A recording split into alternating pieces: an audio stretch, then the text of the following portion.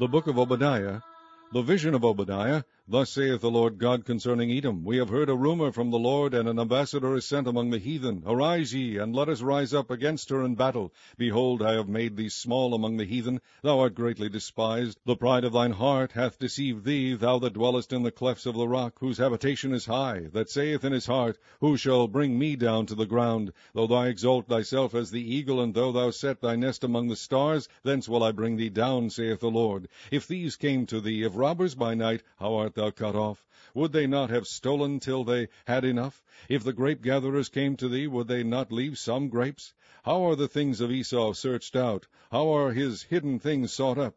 All the men of thy confederacy have brought thee even to the border. The men that were at peace with thee have deceived thee and prevailed against thee. They that eat thy bread have laid a wound under thee. There is none understanding in him. Shall I not in that day, saith the Lord, even destroy the wise men out of Edom, and understanding out of the mount of Esau? And thy mighty men, O Teman, shall be dismayed, to the end that every one of the mount of Esau may be cut off by slaughter. For thy violence against thy brother Jacob, shame shall cover thee, and thou shalt be cut off forever. In the day that thou stoodest on the other side, in the day that the strangers carried away captive his forces, and foreigners entered into his gates, and cast lots upon Jerusalem, even thou wast as one of them.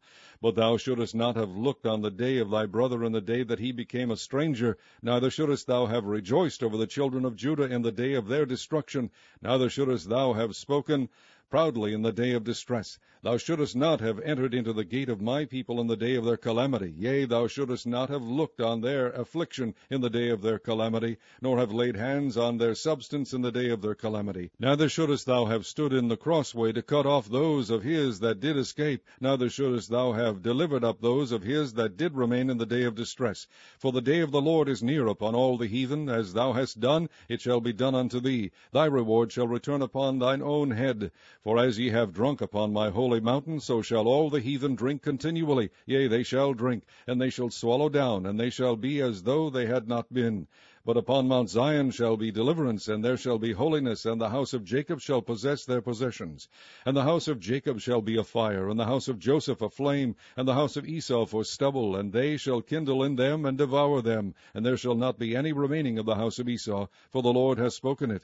And they of the south shall possess the mount of Esau, and they of the plain the Philistines, and they shall possess the fields of Ephraim, and the fields of Samaria, and Benjamin shall possess Gilead. And the captivity of this host of the children of Israel shall possess that of the Canaanites, even unto Zarephath. And the captivity of Jerusalem, which is Sepharad, shall possess the cities of the south. And savers shall come up on Mount Zion to judge the mount of Esau, and the kingdom shall be the Lord's.